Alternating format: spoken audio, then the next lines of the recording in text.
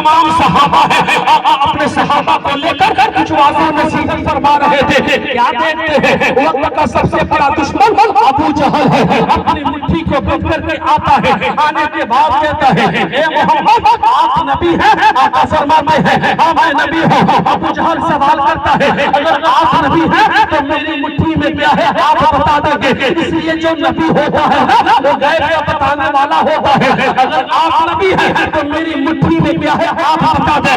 اعتراض کر دیا تھا وقت کا سب سے بڑا دشمن ہے. میرے سرکار مسکرا کے کہتے ہیں اے ابو جہل سن, آج میں نہیں بتاؤں گا تمہاری مٹھی میں کیا ہے. اتنا کہنا تھا.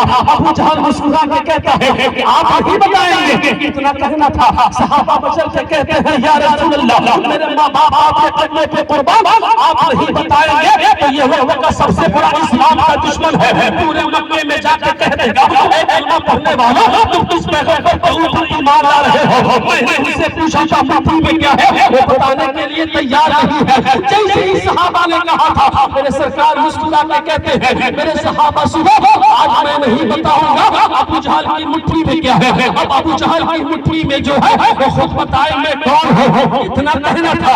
ابو جہل مسکرا کے کہتا ہے اس سے بڑھیا کیا ہو سکتا ہے, اس سے اچھا کیا ہو سکتا ہے کہ میری مٹھی میں جو ہے وہ خود بتائے آپ کون ہیں. صحابہ پوچھتے ہیں یا رسول اللہ آپ چاہتے وہ ڈائریکٹ بتا دیتے, اس لیے اللہ نے آپ کو شان عطا کی ہے کہ انگلی کا اشارہ آپ کرتے ہیں چاند کو ٹکڑے ہو جاتے ہیں. انگلی کا اشارہ آپ کرتے ہیں ڈوبا ہوا سورج واپس آ جاتا ہے. انگلی کا اشارہ آپ کرتے ہیں تو سب دریا بہ جاتا ہے. انگلی کا اشارہ آپ کرتے ہیں درخت چلنا شروع کر دیتا ہے. آپ چاہتے انگلی کا اشارہ کر کے بتا دیتے اے ابو جہل تمہاری مٹھی میں کنکر ہے, تمہاری مٹھی میں پتھر ہے. تو لوگوں میرے سرکار آج سے 1450 سال پہلے مکہ کی پاک سرزمین پر اپنے صحابہ سے فرما رہے تھے میرے صحابہ سنو میری نگاہیں نبوت دیکھ رہی ہے. ایک زمانہ ایسا بھی آئے گا لوگ پڑھے لکھے ہوں گے ٹیکنالوجی کا زمانہ ہوگا. اگر آج میں نے بتا دیا اے ابو جہل تمہاری مٹھی میں کنکر ہے, جب وہ زمانہ آئے گا لوگ پڑھے لکھے ہوں گے, لوگ مشینوں کے ذریعے چیک کریں گے اس کے پیٹ میں کتنے mm کی پتھری ہے, اس کے پیٹ میں پتھری ہے کتنے mm کی پتھری ہے, اس کے گردے میں پتھری ہے کتنے mm کی پتھری ہے, اس کے پیشاب کی تھیلی میں پتھری ہے کتنے mm کی پتھری ہے, اس کے پیٹ میں بچہ ہے یا اس کے پیٹ میں بچی ہے. میرے سرکار آج سے 1450 سال پہلے چلے جائیں تو بھی نیکی ملے گی.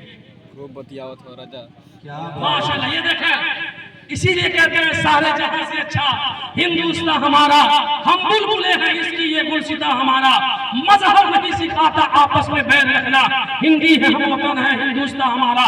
ہمارے یہ شیوم بھائی جو سائیکل چلاتے ہیں 1000 2000 3000 لے کے اپنے سامان کو اکٹھا کر کے آئے ہیں, لیکن انہوں نے بھی کہا مولانا میں بھی ایک پورا سیمنٹ اللہ کے گھر سیکھے دیکھیں ان سے. یہ بھی اپنی محبت کو انہوں نے پیش کیا ہے. خوب آپ آگے بڑھیں ترقی کریں.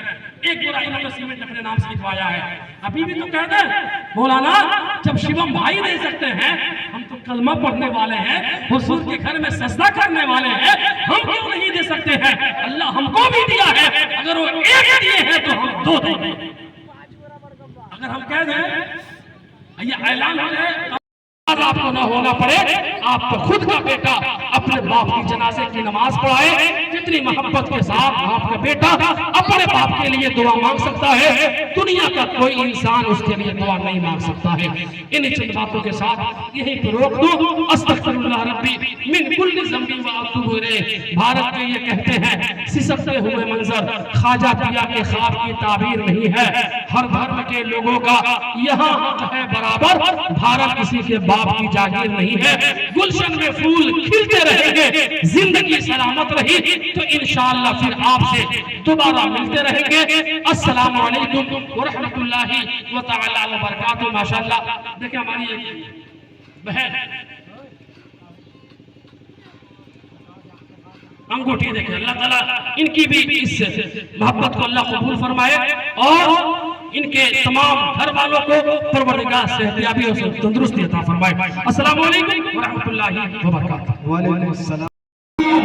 نعرہ رسالت علماء اہل سنت حضور سید صاحب قبلہ نعرہ تکبیر واہ واہ واہ واہ واہ واہ کیا بات